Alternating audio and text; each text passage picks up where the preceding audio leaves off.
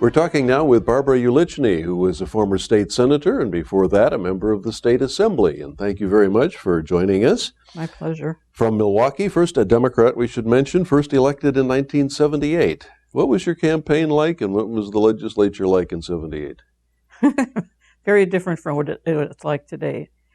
I had run unsuccessfully two times before, once in 1972 in a heavily Republican district, and then in a primary in 1976, and I lost to Jim Moody. So I had been used to the ringing of the doorbells and the asking for money and the, lining up volunteers, etc. So when 1978 came along and Jim Moody decided he wanted to move up to the state Senate, and he took on an incumbent, I decided I was going to run for the assembly seat again. The assembly seat was very compact, and it was basically the east side of Milwaukee and most of River West. It ended at Brady Street. The reason I say that is because during that time in the legislature, districts were more compact. They had, within them more of a community of interest. Is this, I guess, the proper current term for that. And so that meant that other people and my new colleagues in the assembly all had similarly compact and more homogeneous districts. It was a very interesting time. First of all, I was petrified. I walked into the Capitol building and I thought, my God, this is going to be my office for at least 2 years. And everybody was actually very pleasant. Courtesy was not an issue. Civility was not an issue. Even in the assembly, which is viewed as being the more raucous body of our bicameral legislature, was conducted in a very respectful manner. And people were, there might have been a little bit of undisciplined activity on the floor. We had what has now been outlawed, I believe, we had ghost voting, so that we had pictures of people in fact, I think Midge Miller was voting for 3 or 4 people at the same time. And that changed after there was an article in the paper. I can't remember which publication went with that. But people were very orderly and friendly. And one of my fondest memories is Tommy Thompson, who was the assistant minority leader at the time, and I got into the debate. This is my first floor experience, the debate about the domestic violence work, and it was a piece of legislation that had come from a legislative council study committee. And we would get in. Tommy would do his bombastic thing or whatever. He'd get all excited on the floor, and he was against it. Well, there were some parts that he was against.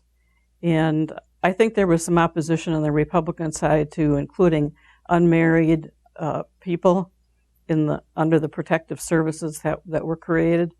But, in the middle of the debate and other people were chiming in, et cetera, I went over to talk to him, shaking my knees and, just kind of,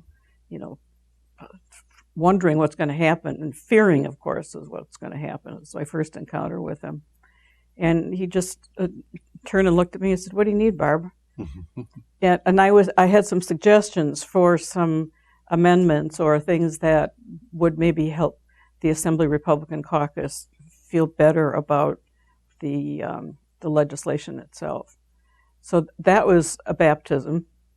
I also remember very, very well the night that we had 2 legislative leaders that had spent the night in jail for, I can't remember if they were driving or not, but they had overconsumed, and they both came in at the same time, and we had to hold the assembly. I was quite sheepish.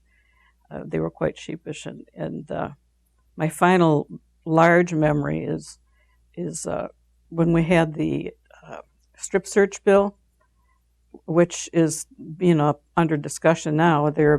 Strip searches are basically illegal in the state of Wisconsin, except under some limited circumstances. And Bob Travis coming in he and Dave Prosser came in with a dummy, and the dummy was stuffed with things, and it was allowed to be on the floor. Ed Giacomonos was the speaker, and members were encouraged to come over and try and find what was all on this, whatever mannequin image it was, and and we finished, and he said, and I think this is David Prosser. It might have been Bob Travis, but they found there were three things that other legislators didn't find on the dummy. So was this like we're talking about Robert Travis, Republican of Platteville, yes. And Dave Prosser was at that time a Republican, I believe, Appleton area, yes. So they brought this mannequin in. What was their point? Their point is that if you can't strip search somebody, you're not going to catch everything. Now, I have to say I don't remember the exact anatomical. It was the anatomy of a male, but I can't remember the exact how it was constructed and where the three items were. No people on the floor couldn't find, but with a strip search, that would have been findable, locatable. So what happened to the bill? The bill passed. Preventing strip searches, essentially. Except in extant circumstances, and those were very tightly worded, and they had to do with the threat of imminent danger, et cetera, for law enforcement, et cetera. You think that bill has worked as law? I think most people don't know about it. When we've had this discussion at the Milwaukee area police department now, because there have been some cases of officers doing some strip searching that was highly offensive and objectionable to the person who was being searched. And I found it interesting that nobody delved into what the Wisconsin statutes were. And in one day, in my opinion column page, they have all the, I think it was a Sunday edition, they have, guest opinions. A woman had actually checked the statute, and she said it might interest people to know that under section so-and-so and so-and-so, I can't remember the number, that strip searches in Wisconsin are illegal. Mm-hmm. And it was like one of those little things at the bottom of the page. I doubt if anybody in the Milwaukee Police Department read anything about it, but somebody who was there would have to, would be somebody who would remember. Apparently, neither the police nor the public follows the law. Then, what the legislature has been I'm doing. sure that happens a lot. In fact, I think that one of the reasons I got interested in crime victims issues. And made that one of my major themes and what I advocated for. In part, it was because of the experiences of the groups that I'd worked with before I was elected to the assembly. In part, it had a lot to do with problems on the UWM campus. So they were within my assembly district, and representing the East Side, there were rampant examples of sexual assaults, battery, assault, etc. And so that became a focus of what I worked on during my 14 years in the legislature. The Crime Victims Bill of Rights. You were one of the authors, yes. And that passed when? Oh, now you're going to, I don't know. Quite a long time ago. It's been a long time ago. It's been on the books for a long time. And we were the first state to pass a Bill of Rights, a statutory Bill of Rights for crime victims. There is also now a constitutional list of rights for crime victims in Wisconsin. I don't think we can lay claim to the first constitutional delineating of victims' rights, but we're pretty close. We'd be the second one if we weren't the first in terms of the constitutional part.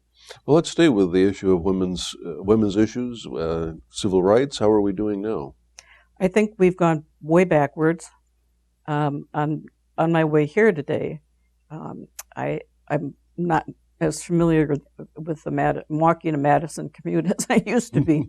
There was an interview with the nun who was the head of the the Catholic group of nuns and other women of Catholic faith, and the new diktat that has come down from the Vatican about how they were out of control and they were radical feminists, and they are preaching things that are contrary to the church, or at least they're not talking about things that are important to the church. And I'm listening to this and I'm thinking, this is 2012, and we have an Equal Rights Amendment. While we do have not a constitutional one on the federal level, but we have lots of rights in lots of different states and in federal government statutes. And then the latest decree that came out of Congress, that women were not entitled to equal pay for equal work. The Lilly Ledbetter Act, that was, I believe, the first bill that President Obama signed, drew a very negative response from especially the House Republicans. And women were, and I thought, what is this? What's going on right now? Now we can't, we've worked hard for a lot of these rights, but there are a bunch of white men up there telling us what to do. The Pope is telling, I believe him to be an older white gentleman, telling a whole group of women in the Catholic Church, women of deep faith, that that they are radical feminists, and it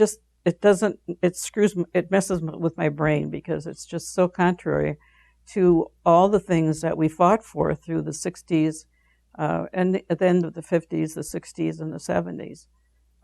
And young women today, I think, really don't appreciate how much work it was to get through to the point where they can be today in terms of jobs, in terms of opportunities, in terms of education, etc. The amount of angst and anger, etc. It's almost, I feel as if we're almost back into the era of the suffragette. And the suffragettes they went through a lot. There was physical abuse, and I believe not too few were murdered along the way. So there are, I think, sufficient activities happening at all sorts of, especially hierarchical levels, where women are slipping backwards. We have some women CEOs now. I looked up the numbers for the state senate. The high mark was 11 women in the state senate in '99 and 2001. I believe it's down to 9 as we speak now, because one woman resigned recently. Yes. Going back, it's about the same as it was 10 years ago. No progress is being made, or? No progress in terms of women in leadership. Now, I understand that Senator Lena Taylor will be the head of Joint Finance, but we've never had a woman president. I think I'm speaking correctly.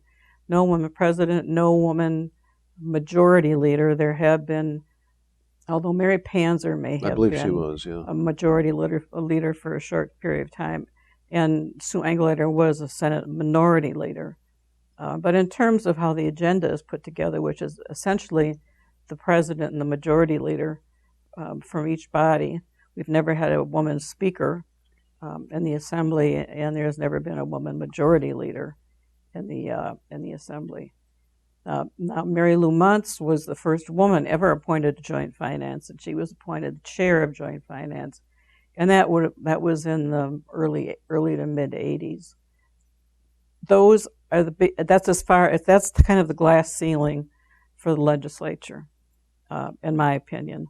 Women running statewide, they have had success either in the judiciary and the Supreme Court races, or as a lieutenant governor. But that's where that one stops too. Now, we'll see what the outcome of this election is, of whether or not Congresswoman Tammy Baldwin can be elected to the U.S. Senate. And we haven't really seen a very strong woman candidate for governor, um, at least in my recollection. What's to be done if something should be done? Um,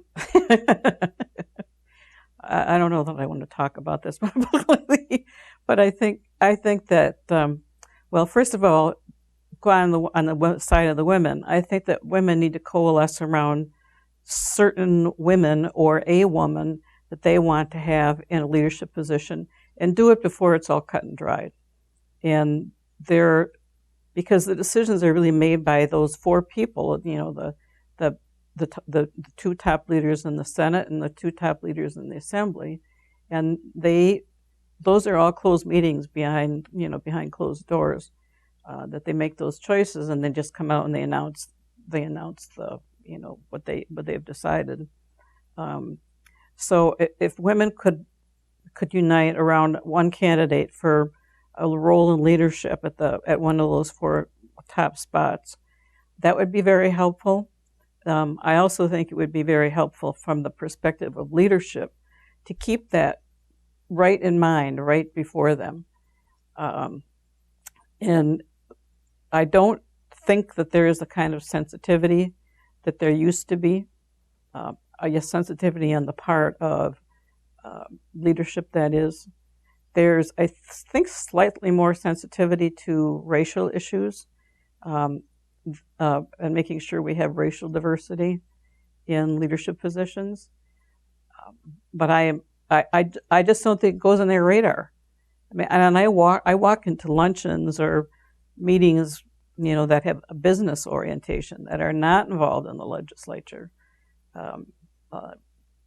although they might have some interaction, and they're all white guys in suits, and it's like the uniform. That is the uniform, and there are not too many women in there. So, in terms of leadership in the private sector, I think it would be very helpful for every female who wants to get up the corporate ladder to find herself a mentor, or actually two mentors, one woman and one man, and who she can get to know, and then also get into a line position, get into positions that keep on going forward. Women are slotted into HR and marketing, et cetera, but they are not often put into product management or some of the other roles within the company. Treasurer, I mean, that women are just as educated as men when it comes to math, and in many respects are better. In terms of unifying women, though, there are women across the entire political spectrum. We have Sarah Palin, we have women that were dead set against the Equal Rights Amendment. Can you get women together to do anything? Well, polls that I have seen show that the vast majority of women do believe in equal pay for equal work, and do believe that when it comes to health issues, that they and their doctors should be in charge of that, rather than, some faceless, nameless political body with a group of people which is largely made up of white men also. And there are some things that women can unite on, and because the overall question shows that there is a great deal of support for women's rights, especially equal pay for equal work. If you ask questions like that, that's quite true. Like, do you believe in equal pay for equal work? Yet if you ask people, are you a feminist? The same people that say yes, of course there should be equal pay for equal work, will say, no, I'm not a feminist. Is there a distance? It's become a dirty word, and especially because, the word games that have been developed over the years. I mean, Karl Rove was not the first person. It was probably Pat Buchanan, when he was working with Richard Nixon, who developed terms and started using them in common parlance. And they were not pejorative words in and of themselves, but they bespoke an attitude of superiority on the part of their folks, and they're white guys, so that becomes their language. And they have demonized the term feminist, and of course now it's not just feminism, it's radical feminism. To some extent, have they demonized the word liberal? Absolutely. the traditional definition of liberal from way back when is,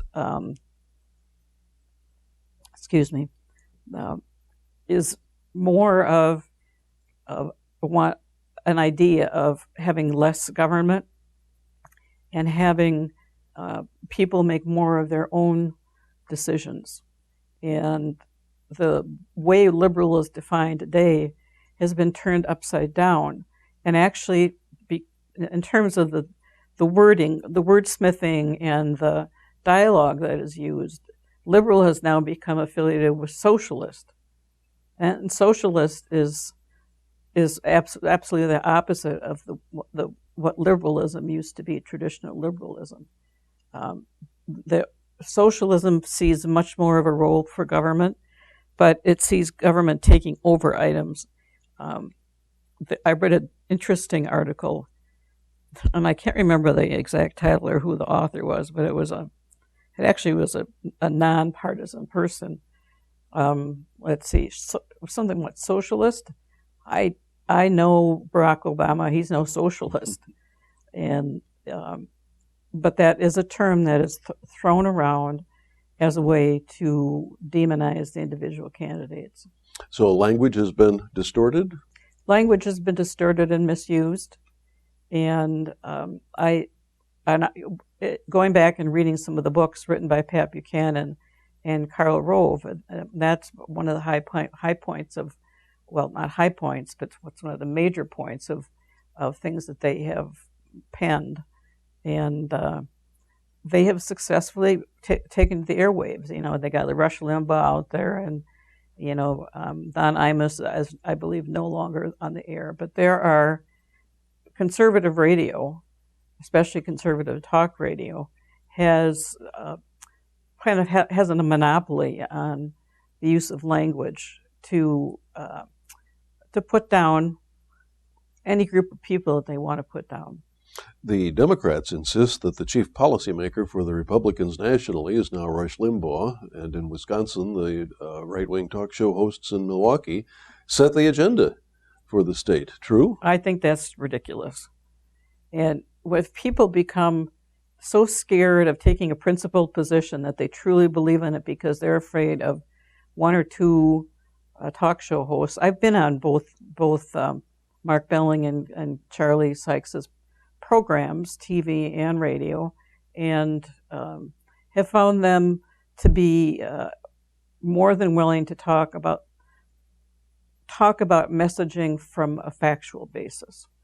And but you know, it's entertainment. It's not those programs are designed really to entertain people and to get them all, you know, kerfluffed and making them getting a reaction out of people. Do you mind being called a liberal or maybe a progressive? What label? I'm not a liberal, and I consider myself to be a moderate, and I'm a strong believer in the private sector. And one of the other areas in which I did a lot of work was economic development, and forged what I believe is a very good, respectful relationship with the business community, particularly in Milwaukee, but also around the state. I don't think that throwing around the term liberal is appropriate. And I answer these questionnaires that come in, and they want to know if I'm a Republican or a Democrat, and I just put independent down, because I vote for whomever I think is the best candidate. Do I dare ask who you voted for in the recall?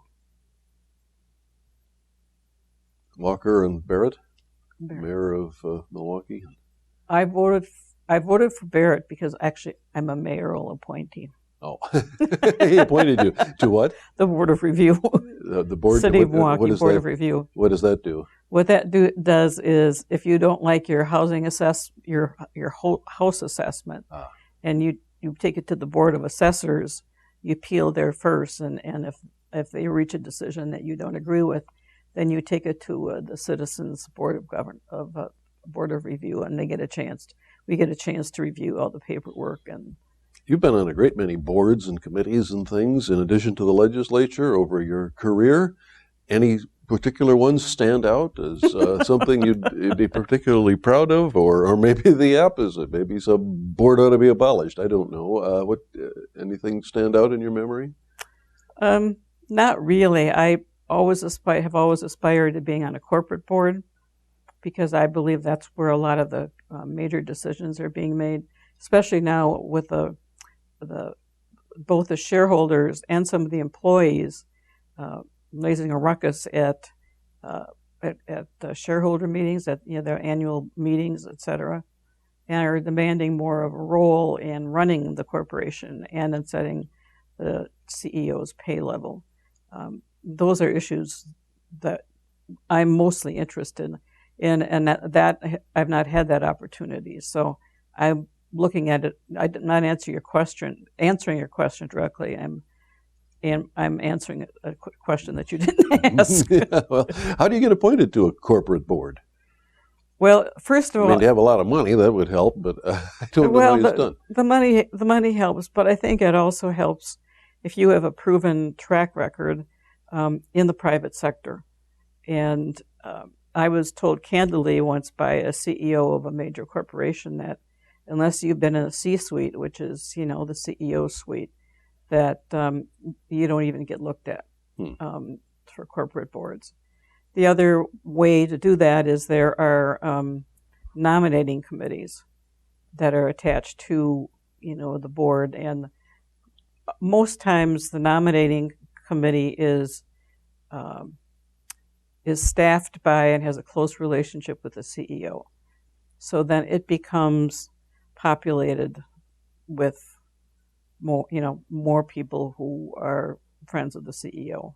And in fact, incestuous. That's the charge against the corporate boards, is that I'll sit on your board and you sit on my board and we'll vote each other fantastic pay packages. Called interlocking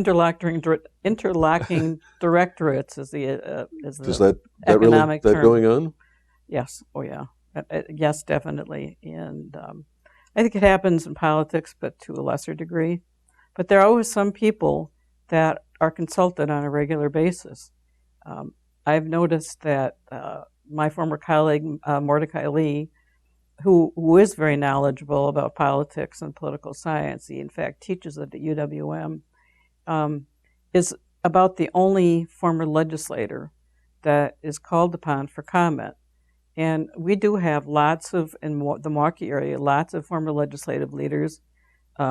Jim Wehner, who is in Milwaukee, who is still very knowledgeable and keeps up with what's going on.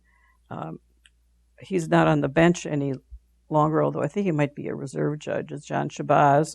He's also very knowledgeable. He's evolved and changed over the years. I noticed today that Annette Polly Williams was quoted in the paper. I had not heard her name for quite some time. But there are other former legislators in the Metro Milwaukee area that could be consulted. And I'm assuming that Mordecai enjoys what he's doing. He does a good job at it, but I'd like to see a little bit more diversity in terms of the person to whom the media will turn first. For people who may be watching this series, they probably know already from the index, but we have done John Shabazz and Mordecai Lee. We've done oral histories with them. Mordecai Lee joked that he's a little too young for that. He's a little bit younger than you and I. But we went ahead anyway. We figure he has a nice job at UWM, and we figure he wouldn't be running for office again anyway. Do you have any thought about that? Ever thought about running for office again? I dream about this once in a while, and it's not. It's mostly from the legislative point of view, but I don't think. In fact, I know I would not fit in today's environment. I listened also to an ad with, I think her name is LaShandra. I remember her last name. She's running for the seat being vacated by Representative Grigsby, and she has a mediation background. She, believes in trying to smooth things over and not argue over issues, but have, a meeting of the minds and a serious discussion. I think she's woefully naive about that. In today's environment in the Capitol, I understand that things are just are really very not conducive in order to have that kind of environment. And in Congress, it just is multiplied several times. Apparently, ideology rules. You're criticized by your peers if you socialize or even say hello to somebody from the other party. Has it gotten to that point, apparently? It's gotten to that point. A former colleague of mine, after I left the legislature, he was still there. He said, "You know, Barb, how we'd have these disagreements on the floor and we go into caucus and we talk things through." He said, "Now they hate each other." So in other words, the whole public policy aspect is diminished in importance compared to personalities, and personal differences on policy become translated into personal attacks and taking things personally. And it's not, that was never done before, at least not during my tenure. How did we become so divided? I think that there were a number of factors. I think their power became just as important as good public policy. I think money plays a big role in this, and the stakes are very high. Businesses have made it a point to work for and elect and give money to people who are going to advocate for them. I think there's a decline in civility in our nation at large, and the lack of respect that people show for each other is not really just focused in the legislative bodies. It's all over the place. Well, now, after the legislature, you worked in the private sector, so I'd like to pursue that a little bit. You were regulatory vice president for Ameritech. That's right. Wisconsin, in which you negotiated with the PSC, according to Yes. the website. Dare we call that lobbying? I guess lobbying is technically with the legislature, but well, lobbying is with the legislature and state agencies as it relates to policy decisions, et cetera. But working with a state agency in sharing opinions and giving knowledge. One of the things that I made sure that we did, or that I did, is meet with new commissioners and take them on a tour of central offices, and down in, if they're willing to go down the person hole, those things in the street that you see. The telephone. Okay. We used to call it manhole cover. Yeah, people used to call it manholes. I don't know what exactly the right politically correct term is, but just to see how complex the system is and to see how it works. And this came from me, who started in the assembly and wanted to get rid of the 9% guaranteed rate of return for the utilities. So I went into in the corporate sector in the exact opposite place, and it's very, very impressive to see how all this stuff intertwines and works. Now, for the PSC sets the rate, the profit for the utilities. Not necessarily. Price regulation is more the way that they approach things right now. They used to do these rate cases that were contested cases, and they went on and dragged on and on and on forever. But they've now become much more smooth in the way in which they progress. I can't tell you what the exact details are now because I've been out of that process for a while, and there have been some changes that have been made. There is much more competition in the telephone industry, and in fact, landlines, which are a very integral part of the telephone system, even in competitive areas, because the competitor buys part of the landline or rents part of the landline, what they call the last mile, and sometimes it's more than the last mile, that are still, by and large, copper pairs. And the copper wires, the pairs, I mean, that is very critical. But the best mode of transmission is fiber optics. Optics are extremely expensive, not just because of the demand here, but because of the demand internationally. The action in other countries in the world relates to mostly to wireless, and fiber optics are a critical portion of that. But the technology of the system is I just found very, very fascinating, and just making sure that the commissioners understood how some of this worked was one of my objectives. Do legislators sometimes vote on stuff they don't really understand? Oh, yes. Following somebody that they trust, or all manner of reasons. I didn't really understand this guaranteed rate of return. I just thought it was awful. And then I started working on things like the utility holding company bill, the utility diversification, which is mostly gas and electric. And then I went to work for Ameritech. And you get a whole different perspective when you're right in the middle of the industry. And I'd say a lack of information is probably the number one factor in terms of how many people misunderstand transmission systems. It's maybe it's somebody who blows in their ear that they respect, especially if you're a freshman and you haven't had the breadth of experience and knowledge to know about all these things, but then you tend to follow people whose judgment you respect. Now, currently, you're CEO of your own company? Well, I wouldn't call myself a CEO. I would call myself One of your sole proprietorship. Sole proprietorship. Okay. Ulichny Consulting and Mediation. What do you do? Correct. I do management consulting, particularly on public affairs, and that does not include lobbying. It includes being able to work with various CEOs to help them make their knowledge more robust, their knowledge of the legislative process more robust. Should government be run like a business? I don't think it can be. I think there's some areas where there's some overlap, and business and government can learn from each other. But the purpose of a business is to increase the bottom line and to maximize shareholder return.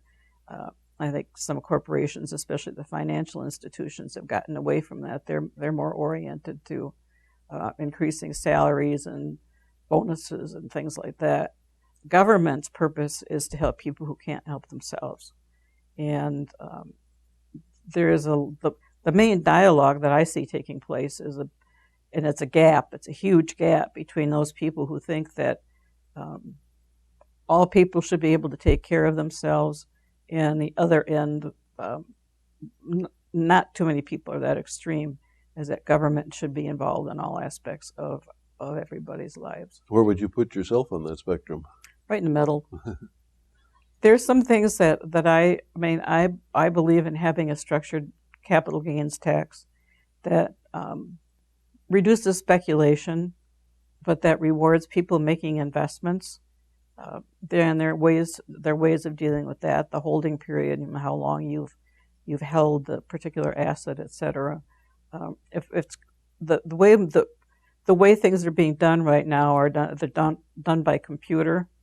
And I've forgotten all the names of the companies that do this. And then there are day traders whose people, they're not the computers who do this, but they use their own computers to make trades in an instant. It happens. Majority, I just read, a large majority of the stock transactions are these automated, computerized transactions. Is that a bad thing? It's like 70-some%. Yeah. And it doesn't provide any stability to the market. And businesses are constantly telling us, and I agree with them, that having some stability, having some idea as to what's going to happen. Businesses don't like change. They don't like to have the earth shifting underneath their feet. They can't do anything about these computers that, except buy one of their own and do it, not necessarily push their own buttons, but have the whole system just It seems like mechanized. that system is isolated. The original purpose of the stock market was to get investment for companies. That basic purpose seems to be lost today. I mean, the speculation and money for financial transactions for their own sake. Do we have anything to do with actual investing in actual companies anymore? Well, the Facebook IPO, initial public offering, was, I think, an example of how stock market changes or transactions are not necessarily reflective of the value of the underlying asset. I mean, people use Facebook constantly, individuals, I'm talking about individual subscribers, and a lot of money is made from advertisers who can advertise on Facebook pages. But when the IPO was, it first was offered, it was it didn't meet expectations. So, okay, expectations whose? Mm-hmm. When you look at the underlying value of a company, that's what's more important, or should be more important, rather than these paper transactions and the mechanized aspect. I think that takes the whole human judgment factor out, and it takes a whole analyses out if you have computers running the world. And I've heard statistics upwards of 70% are done by the mechanized computer systems. Since you've been involved in the private sector, let me ask directly about the Supreme Court decision. Are corporations people? Corporations are made up of people, but I don't believe corporations are people. Corporations don't pay tax. People pay taxes. Corporations pass them along, is what yes, exactly. I remember my property teacher in law school always used to say, when this happens or if this happens, the rent just went up, and linking activities that really make the final incidence of a tax, which means, who it finally falls on, is like following this and then that, and it finally gets down to the people in that lower racks or whatever, the income brackets, they end up bearing the burden of a lot of the taxes. That's one of the startling lessons that I learned covering the legislature. I did not take economics in college, was businesses don't pay taxes. Businesses have to pass along all of their costs, including taxes, to their customers, or they lose money and they go out of business. So, I mean, or ultimately to their employees, it's people, but cutting benefits and wages and salaries for their employees. I mean, the pass-through mechanism is always there.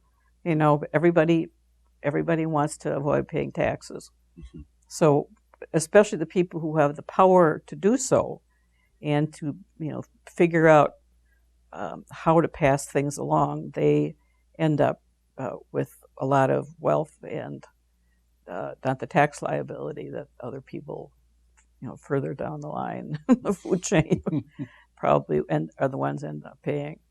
Well, why did you get involved in politics in the first place? I was raised, I'm a product of the 60s. I graduated from college in 1969. And that was the era of the civil rights, the women's rights movements. And I was raised in a very staunchly Republican household. But I also went to a conservative school. But I participated in open housing marches. I went door to door for the riot victims from the Chicago in 1968. And I became interested in public policy. But I do have to say that my mother took me door to door for Richard Nixon in 1960, I believe that was. And so there's always been an awareness of, of the role of, being a citizen in a free society. Why did you end up on the other side of the political spectrum from your parents? I don't know that my parents raised me to do this, but I became an independent thinker. And I'm naturally very curious, and I'd start delving through and really looking at what was going on as opposed to what others were saying. And I think that pushed me in a different direction. Plus the times in which I grew up and my experiences in college and immediately post-college. So you went into politics kind of idealistically? Yes. Maybe not kind of. Kind of, very much so. I was very much opposed to the Vietnam War. That was one of the issues that drove me into the political arena. Plus also women's rights. I was involved in the Milwaukee Women's Political Caucus from its inception. And I was very much of a woman's advocate. I got involved in coordinating the state for sexual assault law reform.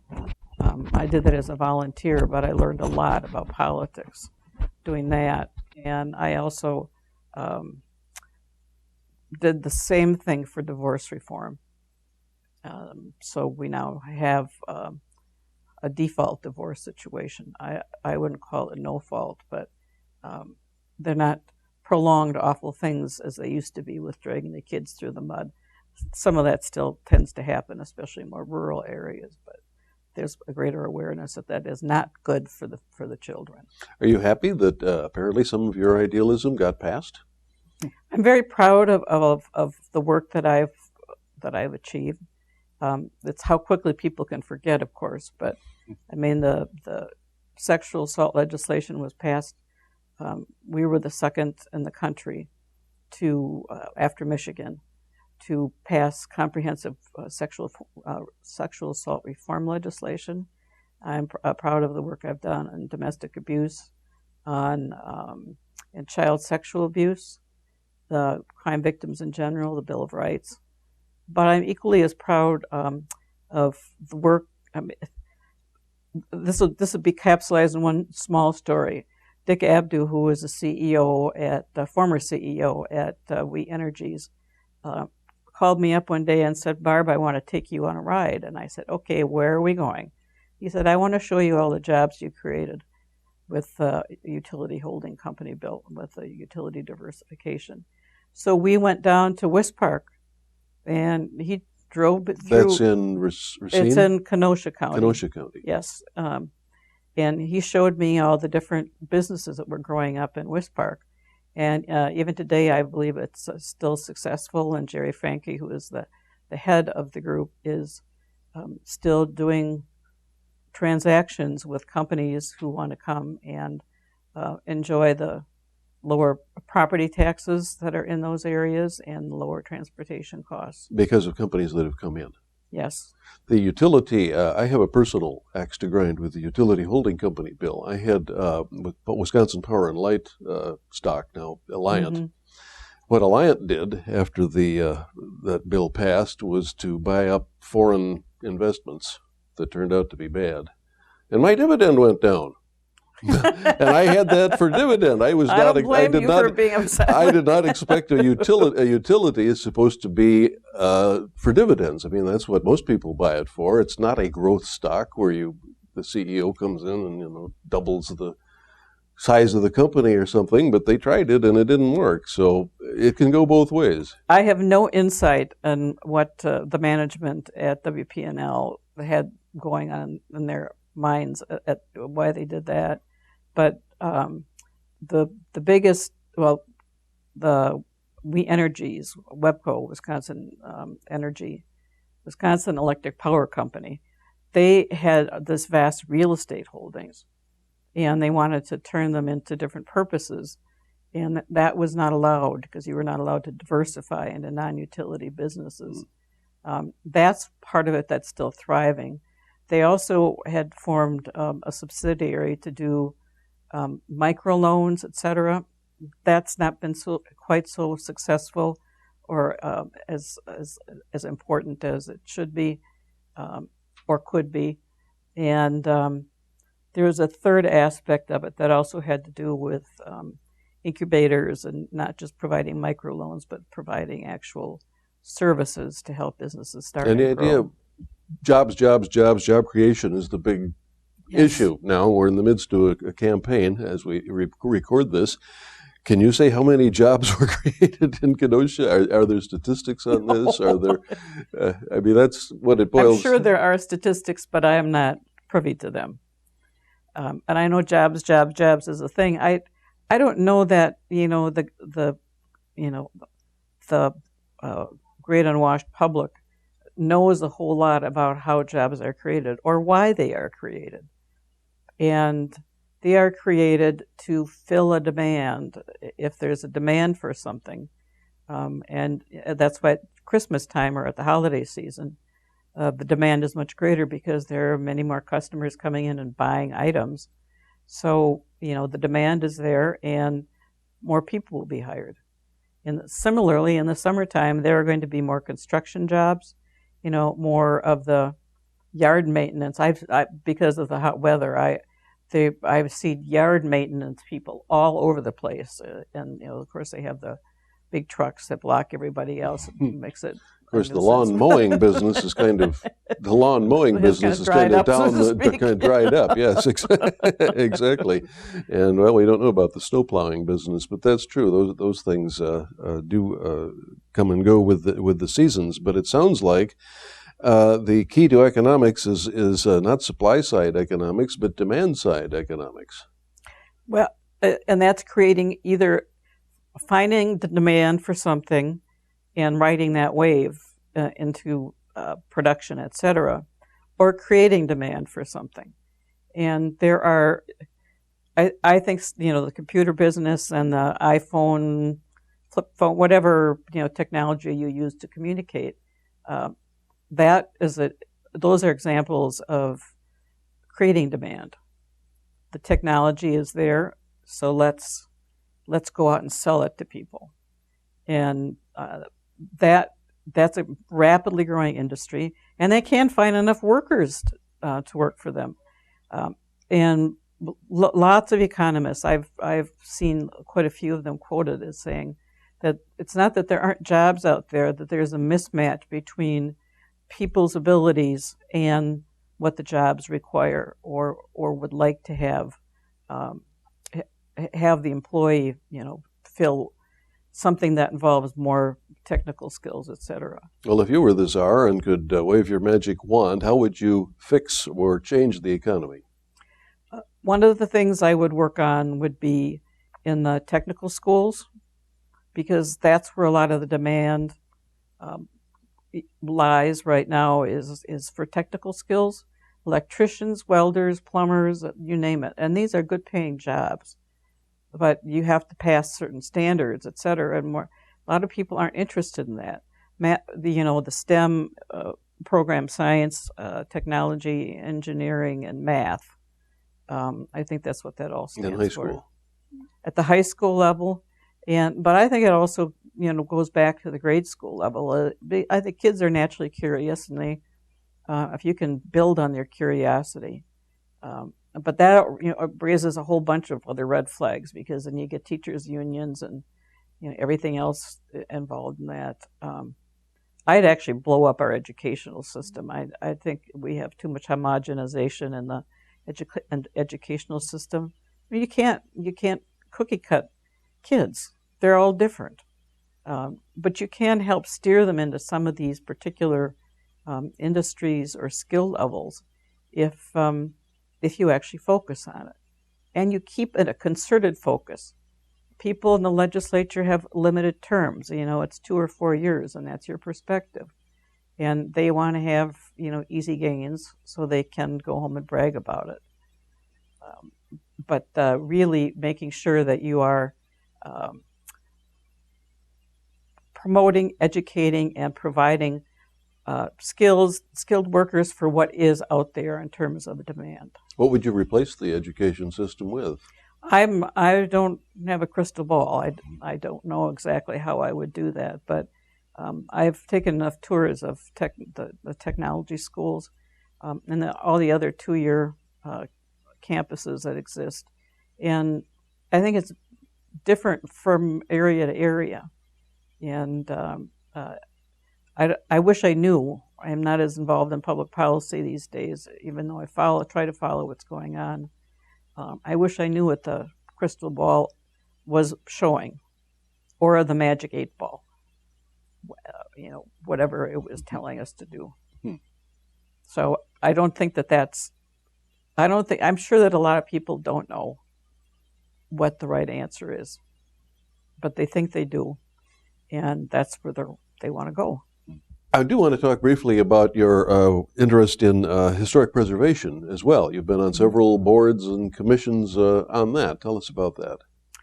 There were a group of us that were very interested in historic preservation, and when the new director of the State Historical Society, Nick Muller, moved to Wisconsin, and he came around to do his pleasantries, etc. I don't know if the Senate had to confirm him or what, but just to, meet and greet, etc. And, I told him that there were a number of us in the legislature that would really like to put together a package of items in historic preservation. And he said, "Are you telling me this and that's true, or this is just something to make me feel good?" And I said, "No, we really are, and we will do that." He said, "If I get confirmed, I'm going to come back to your office," and he did. And we selected from people who had expressed interest. Dave Clarenbach was one of the people who was very interested in. I've forgotten some of the other people who were involved in it. I think Peggy Rosenzweig was involved in it. But there are people from both political parties. And we formed a kind of an ad hoc legislative council study committee. And we had regular meetings, and the Historical Society staffed us. And we took tours of the some of the historical sites, around Wisconsin. And we made a number of policy suggestions in a piece of legislation, including creating the state historic property designation, including tax credits for people who put in money to buildings that had really fallen apart. There were some criteria with that. We also created the ability of local historic preservation commissions to stop the overnight destruction of preservation houses or structures that were deemed historic preservation treasures. I mean, and this happened around the time that I believe it was the Plankinton Mansion on Wisconsin Avenue on what is now the Marquette University area, somewhere right around there on 18th or 20th and Wisconsin Avenue. The citizens were very much opposed to this, and the City Preservation Commission was very opposed to this. But overnight, the city went in and just tore it down. And that got a lot of people very, very upset. And so that was one of the reasons for us to put some policy items together. And the legislation would have made that impossible because there are notice requirements, and there were more powers granted to the local Historic Preservation Commission. And you are on the State Capitol and Executive Residence Board. Yes, Executive Residence, better known as the Governor's Mansion. But yes. Now, this was at the start of the State Capitol renovation, is that? It was right about that time, but actually SCRB had two realms of authority. One was the Capitol, and one was the Executive Residence, the mansion. And I became the chair of the group that dealt with the mansion, not the group that dealt with the Capitol renovation. But yes, it was during that time frame. And ultimately SCRB had to vote on, the whole group had to vote on things that pertain to, both areas. We, specifically at the residence, we looked at the different decorating styles of the various first ladies. There have been no first gentlemen, but every one of them had a very different taste. They wanted to redecorate, is that? Well, that's what they can do because they have a private foundation that will fund items. But one of the items that I remember we really had to, there was a big need for it at the time. And I don't remember if it was Tony Earl was governor or Tommy had been elected governor, but they needed a large refrigerator, because refrigerator freezer, like a walk-in type, simply because there were so many people that came and used the residence for various functions. And when Tony was governor, Tony Earl was governor, he'd have parties down in the basement and invite people over for beer or whatever, watch games, etc. So there really was need for more space for that.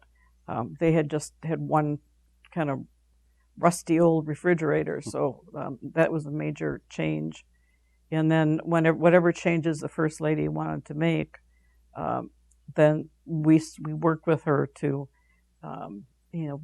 help determine what's there and that can be used someplace else. And you are also involved in the preservation of Taliesin, the Frank Lloyd Wright home? Yes. Tell us about that.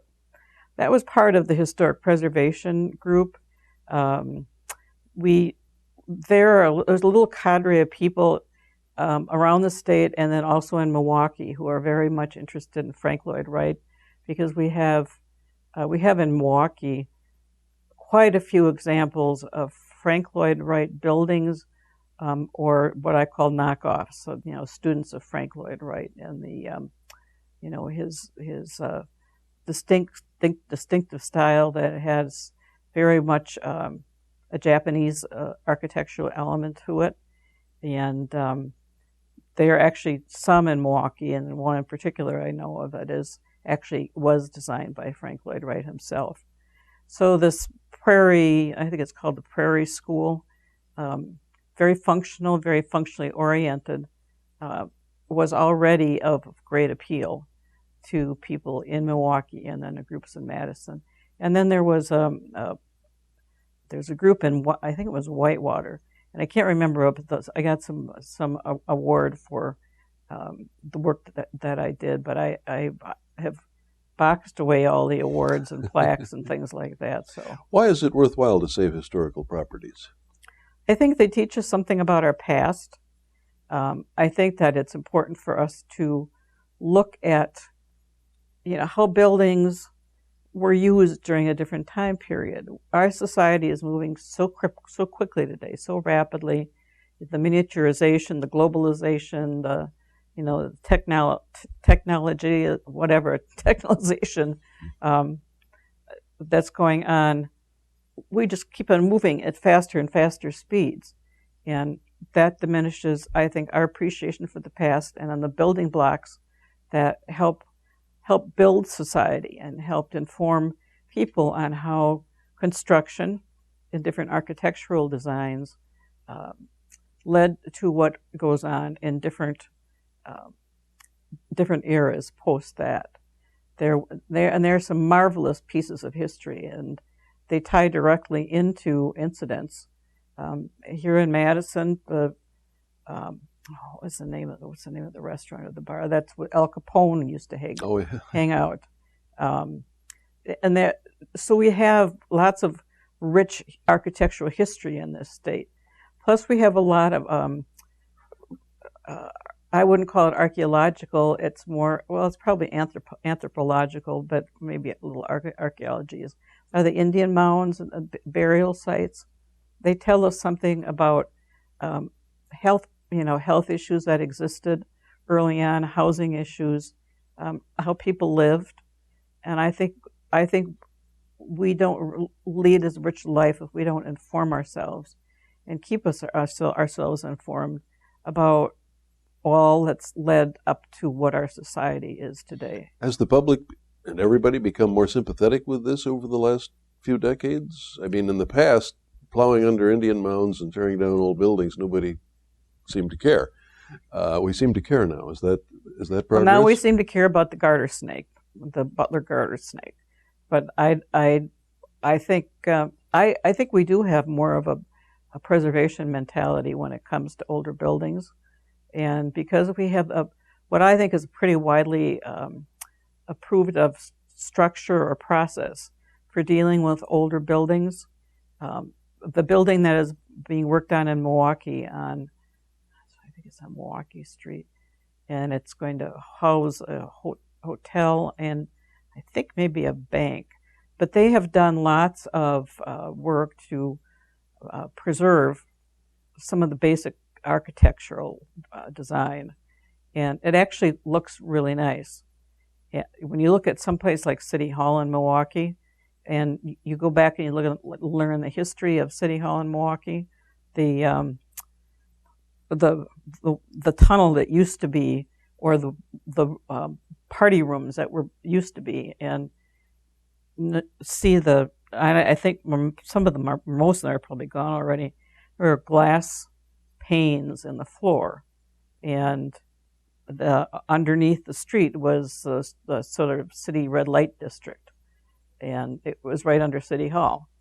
And in these glass panes, you could actually look up women's skirts to maybe try and select which fair damsel you wanted to try in court. But I mean, and I don't know all the details of all that, but you hear these things, and they have to have at least some grain of truth to them, because I've heard them more than once and from more than one source. Commission Row in Milwaukee in the 3rd Ward was the home of a large part of the Italian population, a lot of whom were wiped out in the fire in the 3rd Ward, and I can't remember what year that was. But Broadway Street, just south of 794, is still there. I mean, they're building things onto and within these historic structure. The Cafe Benelux, which is a nice restaurant on a roof of one of the buildings, and then you go back and go to the Historical Society, the Milwaukee Historical Society. You see the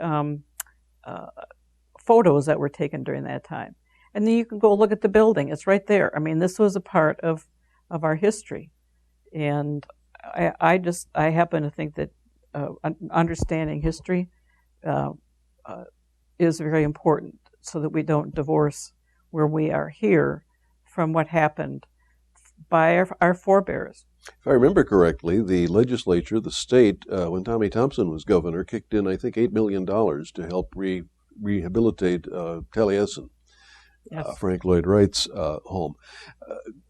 Would that happen, $8 million for a purpose like that? How would you justify that to a taxpayer? Well, at the time, there was a high degree of sensitivity and understanding of preservation, especially in the Milwaukee area, because of the Plankinton Mansion being torn down literally overnight and without approval. And I think, a lot of people have gone out to that area. They go to the theater out there. They go to golf from the Taliesin area. That's a house on the rock. I mean, it's a major draw for tourists. So a lot of people were aware of it, but it was not open to the public. Well, really, Taliesin was functioning as a school, and so that it wasn't available to the public to see. But nobody had put any money into it. There's a lot of deferred maintenance, and of course, there was a big argument between the preservationists about whether it should be replacing with the original material, even though there are some other materials that at that point were available and would last longer, would have greater longevity, etc. So usually we agreed upon it amicably. But it was very much of an education. You think that could be done today with the consciousness of taxes and budgets and stuff? $8 million? Probably not. Probably not. You'd have to cut somewhere else. But even getting we had a fiscal estimate on it because of the package that passed, separate and apart from the Taliesin expenditure, had with the tax credits. We did have, the governor vetoed, Tommy was the governor then, the governor vetoed that particular piece of that part of the legislation. Tax credits, you mean? Tax credits, yes. And it came back a second time after repeated little tussles with his office, and and we just kept on going on it, and then eventually that passed. So you can ask other people who were involved at the time about some of the comments that were made, but I'm pretty persistent, so we just didn't give up. Well, let's talk about money and campaigning. How much did you spend in 1978, the first time you were elected? Oh, it was under $10,000, like $7,800, something like that. Raised from friends and friends, family, tap everybody you know. Well, friends and family, that's about it. As you run as a non-incumbent, you don't get PAC money. In 1980, when I ran, I took public financing because I wanted to see how the mechanism worked, even though I knew I could raise, more than the limits, et cetera. But I just wanted to see how public financing worked. Now, you had a pretty safe district, though. After the first time, yes, after I was elected the first time in 1978. Then things changed during reapportionment. And when Jim Moody elevated to Congress, I wanted to run for the Senate seat, but all of a sudden, we were in a Senate seat that then it was an even-numbered district. And even-numbered districts were not up at that particular point. So I'd started campaigning. I was campaigning for over in Merrill Park and what was called the 30 bus route, and anybody who was going to run for the state senate, it really was. It was to be the east side, kind of connected, down in the valley, and then going up over in the Merrill Park area. So I was ringing a lot of doorbells in a lot of different places, not knowing where the district would end up. Oh, in 80, this was before the redistricting was finalized. This would have been in 82.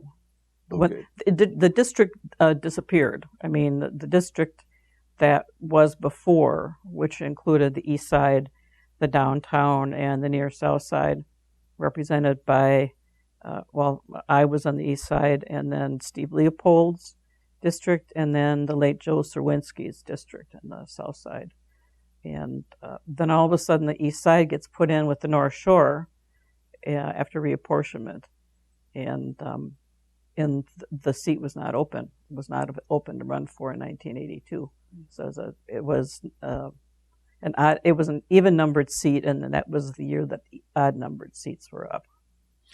So then you ran in 84 for the Senate. For the Senate, yes. But you couldn't run in 82. I could just run for re-election. Right. Okay. So the reapportionment changed the districts for 84. Yes. So you were running in a new district, essentially. I was running in a new district. The east side was, that was still pretty much the same, although it became extended to include, and actually in 82, my assembly district was extended to include the downtown area. That's actually when my personal education process about business issues came to the fore. I figured that if I represent downtown, I need to understand the issues that are facing business people downtown.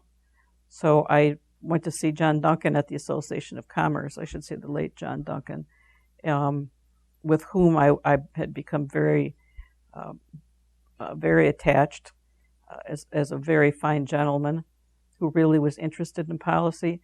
He gave me the list of his board of directors and said, "Here, go see them, Barb." And that's what I did. I went to see all the CEOs on the list and learned some very interesting things that they thought about the legislature and what they thought were important issues. What did they think? Well, one of them, the CEO at Boston Store, wanted a liquor license so that they could serve alcohol in their dining area, the same way Gimbel's could, when Gimbel's was still around. And so that was a very narrow view. But then we had the discussion with the CEO at NML. At whom? At NML, Northwestern Mutual Life Insurance, about how the lakefront should be sculpted and what should go on down there. Now that led to getting rid of or reopening the Lincoln Memorial Bridge. It was a project of mine from my first term out that was very controversial. And Lowell Jackson, who was the Secretary of DOT at the time, called it a dam, the Lincoln Memorial Dam. Because it was closed? Well, they said because it stopped the freeway from being built. Oh, they were going to build the North yes. Freeway through Yes. there, yeah, which they finally didn't, and the bridge has been open for a long time. Yes. I guess that was one of your successes then. That was definitely a success, but the mechanism we used to do it was, if it was understood today, it would never have happened. What was the mechanism then? Well, the federal government just made available off-system to repair and replace, I think they're called off-system bridges. In other words, not on the interstate system. And so we kind of shaved a little bit off the top of that pot of money. I think the goal of it was to spread it around the state, but we took a whole bunch of it. So you got federal money to reopen the Lincoln Drive Bridge. That's the one that just goes right into the Art Center. War Memorial, yes. I'd forgotten that was closed for a long time. It was closed for a long time, and it was crumbling, and it was an eyesore as well as a sore spot. And the CEO at NML looked down there and said, I mean, we just the need building to get rid looks of it. down on the lakeshore there. Yes, exactly. Well, so when they dropped the freeway, plans have been dropped long since to extend the freeway along the North Shore Drive. You consider that a victory as well? Yes, Jim Moody had started the move to demap some of the freeways in Milwaukee because of the neighborhoods that either had to be torn down or were facing, being torn down. And when he went to Congress, we continued the work. So even though my name was on the demapping legislation along with Steve Leopold, Jim Moody was really the one who started all of that. This would seem to be meddling in local affairs. You're talking about local issues like granting a liquor license. That's a very local affair. Didn't the local people say? No, they liked it. As long as they didn't have to pay for it. They liked your intervention. They liked the intervention, yes. Well, I had worked for the city of Milwaukee before, so I knew a lot of the traffic people and the construction people. And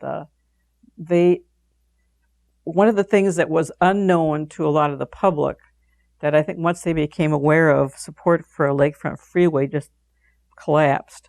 But the freeway was going to, the so-called freeway was going to go north and then go up, not go straight north, but then up at the Park East area, go and join in with the Park East freeway. So it was essentially a bypass for the other freeway. And once people realized that they were tearing apart whole neighborhoods, destroying whole communities, particularly the Italian and Polish communities, that they thought, whoa, and this is just for a bypass? This is not a freeway that goes forever and ever and ever. It actually has impacts on our neighborhoods. So once there became more of a realization about that, I think there was, in the city, really didn't want all this stuff destroyed because it takes housing off their tax base, and they need those structures to produce property taxes for their budget. How much did you spend on your first Senate race?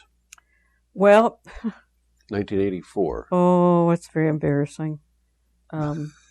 It sounds like small change today, but it was the first campaign that was over $100,000. And I think it was close, by the time we got everything together, it was close to $120,000. And that was considered huge at the time. It was huge. I was shocked. All I did is go ring doorbells. I wasn't, I had a campaign manager, and I had WEAC lent me one of their political whiz kids who could see that I could raise money, so he went and spent it like crazy. And I still remember the day or two after the election having to go through the campaign office and throwing out stacks and stacks and stacks of door hangers and pre-stamped envelopes that were not going to be good anymore, etc. So all that money wasn't needed in your case. It wasn't a case of one of these hotly contested districts with the parties throwing in huge amounts of money? No, it was most of my money came from individuals, and in fact, there was one of the people they interviewed at the time was Charlie McNear, the former CEO at Webco, and he had contributed $400 to my campaign. I mean, as an individual, and somebody, talked to him about that, and he said, "Well, if I'd known that she was that cheap, I would have given her money a long time ago. Or if I could buy her for that small amount of money." Our politicians bought. How much influence does the money have? Not a $400 contribution, but $10,000 contribution today, let's say, or $100,000. Does that buys access, doesn't it? Well, I believe there are still limits at the state level on how much an individual can give, but that doesn't include that's an individual. That doesn't include, a spouse, extended family, friends, etc. Or independent expenditures. Independent expenditures have become, they've just gone through the roof. And the independent expenditures are the ones that I think have the most possibility of creating mischief in terms of votes. During my tenure, I did not see, witness, or participate in any kind of trading money for votes. I don't know how things are these days, but there was a time when, and there were several cases about this involving former legislators who were found guilty of accepting money in return for something, and that I think there's still one trial that needs to take place, but that was very blatant. I didn't see anything like that during my time in office. Now, about 10 years later, we had the first $1 million state Senate race. I remember that one. That was when John Erpenbach was first elected, who's now in the Senate. He was the fourth spender. This was the first really big money race, I think, because of a very closely contested district, and the balance of the Senate was at stake.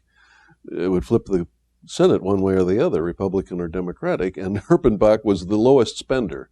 He was outspent by his opponent, by Wisconsin Manufacturers and Commerce, and by WEAC on his own side. He was the fourth.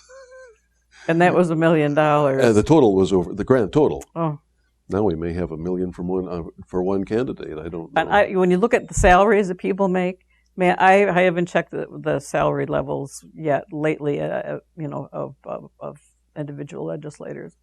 But at this point, there is no way that, putting that kind of money into a 4-year Senate term would have any kind of concomitant value. That would mean that you'd have to make $250,000 a year to make it back. With your own money. I don't think they're making that right now. No. Is it worth it to the donors? They must think that they're buying access, if not influence.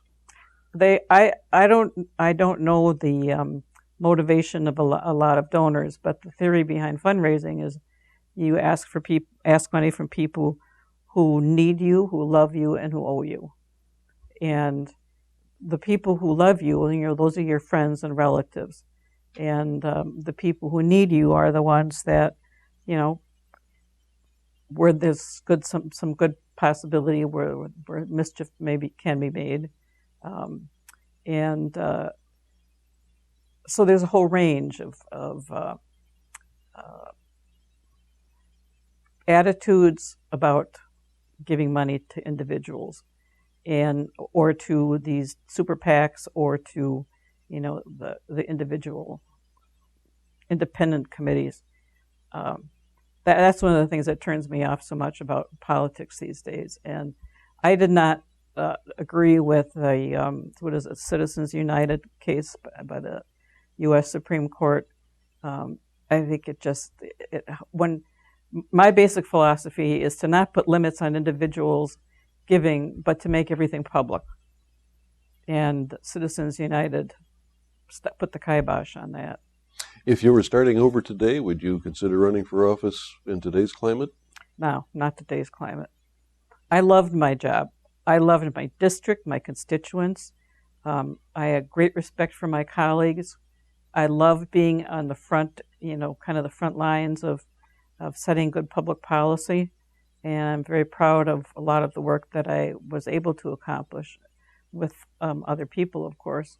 And I miss the legislative service agencies, the high quality of staffing that was available, and a real focus on public policy.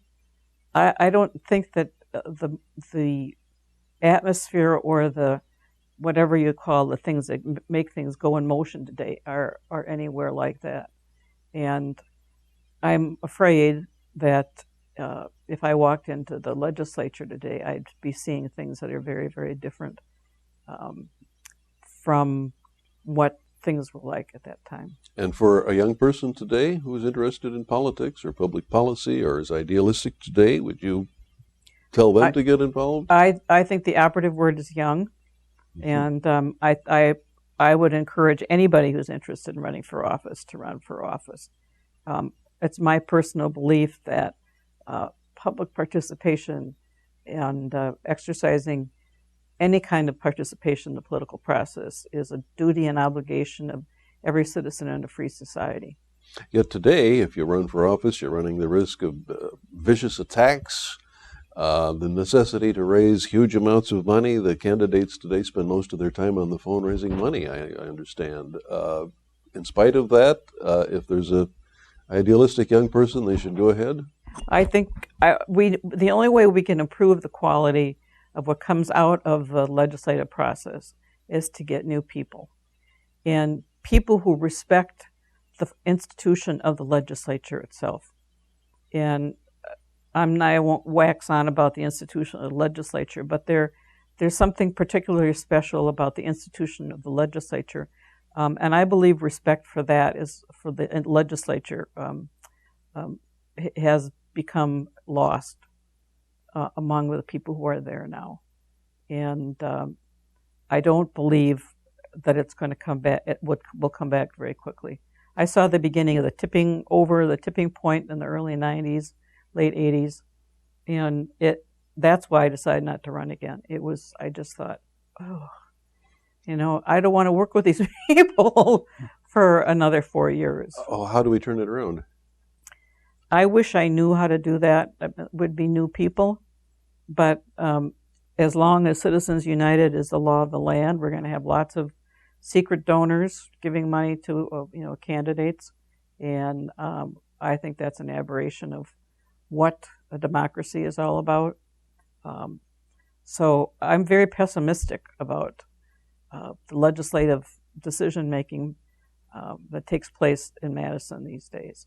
What about the future of your own profession, mediating?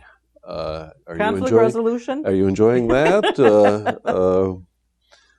There are lots of conflicts to resolve. Yeah, there's a big future, I suppose, in that field. Talk about a growth industry. But how does that work? Tell us briefly about how that works. How do you're called into a case? What happens? Clients come from a variety of sources, and I'm actually I'm a member of the conflict. How do we? Is this our CCN? I wrote it down somewhere. You certified dispute resolution person. Well, I did get my certification from Marquette University in dispute resolution, but we have a group of other mediators and some arbitrators that. What's the difference? Arbitrators, a decision on them from them is binding, and mediation, you can always walk away from the table.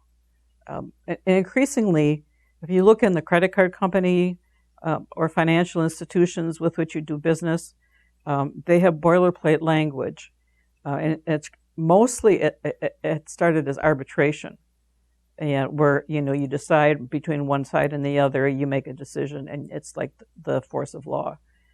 Mediation is totally voluntary. People can walk away from the table at any time, and they basically work out their own agreements. And the role of the mediator is to help encourage and to bring out issues that may not be on the table. And mediation sometimes surprisingly, is not about money at all. It's about feelings. It's about wounded pride. It's sometimes all the person needs is an apology. In the case of arbitration, these binding arbitration contracts, it seems that those abrogate the constitutional right to appeal to the courts. However, you can contract around anything. That's what I learned in law school. You can contract around a statute if both parties agree. So if someone agreed to become a slave, that would be legal? I don't know that I test that kind of extreme, but there actually have been some legislative changes now that, and I believe they're at the federal level. That's been as a result of litigation, not legislation, that would allow an appeal from an arbitration, from an arbitrated decision, that is, to the court system. Previously, arbitration meant that you had no recourse. That was it. But now I think that there's a move towards making the arbitration less, not necessarily less mandatory, but more appealable to the judicial system. And mediation, do you enjoy it? I enjoy. It's very much of an extension of my legislative career, because we work together collegially, and when we created the Department of Corrections, it was just a handful of people, and the prison guards were at first very much opposed to having a separate at the time it was part of the HNS, Health and Social Services. Yes, and but we talked and we worked out issues, etc. And I don't believe in yelling and screaming on the floor. I believe in working out policy differences prior to when you get into the arena. And that was, at the time, was much more about how the Senate in particular operated. And give us an example of a mediation. People come. How would I employ you to be a mediator? Well, we're just beginning to do our marketing, and we have a website. Our consortium. It's a conflict consortium network. I think is.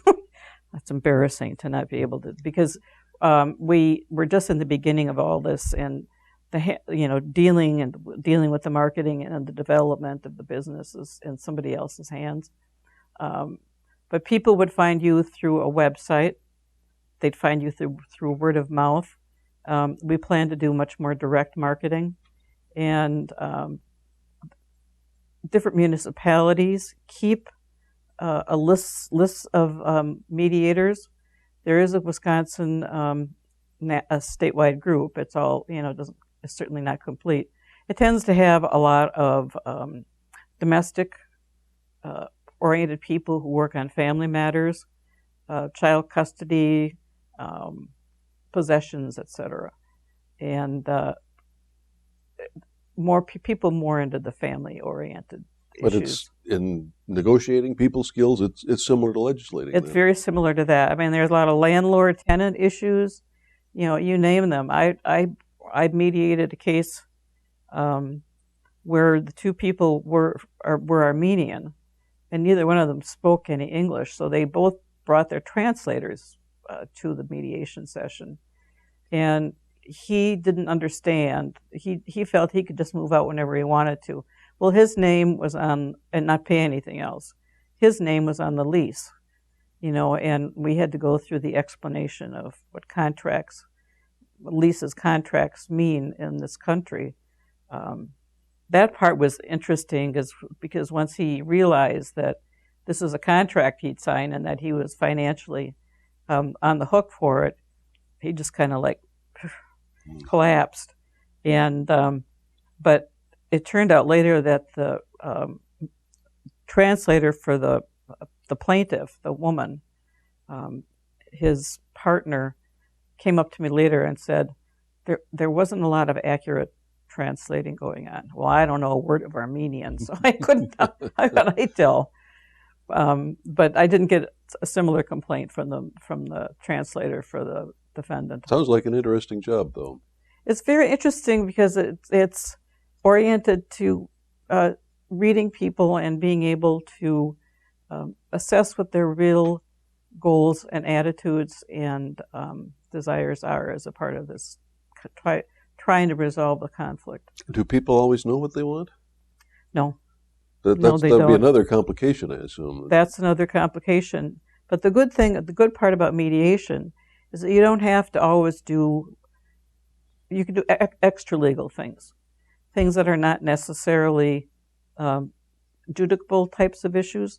You know, when I mentioned apology before, or I mentioned, or in some of the other cases that I've been involved with, there are some things that you can put in a mediation agreement that you really can't put in a contract. And